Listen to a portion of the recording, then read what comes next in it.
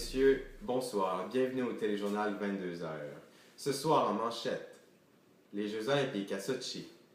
2 Canadiens de Greenpeace détenus. Ils ont été transférés de Mourmansk à Saint-Pétersbourg.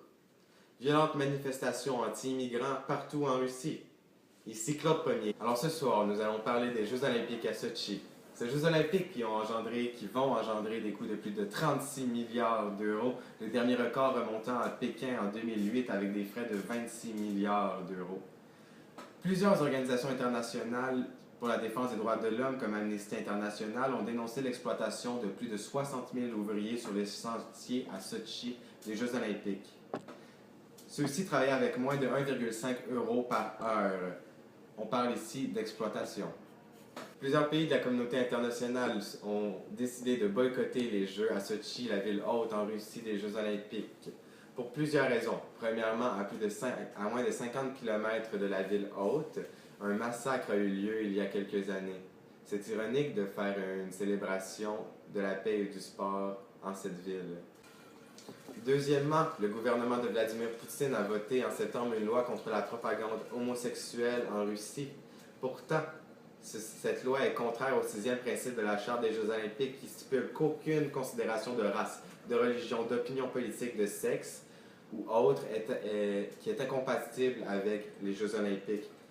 Alors, Vladimir Poutine a voulu rassurer la communauté internationale disant qu'aucune considération de race ou à l'égard de l'orientation sexuelle sera portée aux personnes lors des Jeux olympiques. Pourtant, la loi qui a été votée en septembre s'adresse également. Deuxième sujet ce soir, nous allons parler des 30 détenus de l'Arctic Sunrise, un des bateaux de Greenpeace en Russie. Nous avons préparé une capsule spéciale pour vous. Les 30 membres d'équipage de l'Arctic Sunrise, bateau de Greenpeace, ont été arrêtés à la suite d'actions vandales faites sur la tour de forage dans la mer de Barents. Ils dénonçaient les risques écologiques dus à l'extraction du pétrole dans cette zone. Nadège, à toi. Bonjour Claude. Les 30 membres d'équipage de l'Arctic Sunrise de Greenpeace, originaires de 18 pays différents, ont été transférés de Mourmansk vers Saint-Pétersbourg. Ils étaient dans des wagons à 0 degrés Celsius. Les wagons n'étaient point chauffés. Les militants sont accusés de piraterie et de hooliganisme. Ces 2 chefs d'accusation sont passibles de respectivement 15 ans et de 7 ans de prison. Ici Nadège, à Saint-Pétersbourg. Merci Nadège. Et comme dernier sujet ce soir, nous allons parler des manifestations faites par des nationalistes russes en Russie. Notre envoyé spécial sur le terrain, Nadège.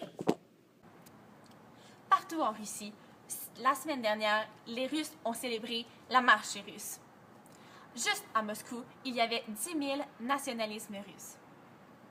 À la suite des récentes émeutes provoquées par le meurtre d'un Russe tué par un Azerbaïdjanais, les manifestations contre les immigrés d'ex-républiques soviétiques ont été encore plus violentes. Selon plusieurs analystes, M. Vladimir Poutine, arrivé au pouvoir en 2000, est reproché de promouvoir des sentiments nationalistes dans la société russe pour asseoir son autorité.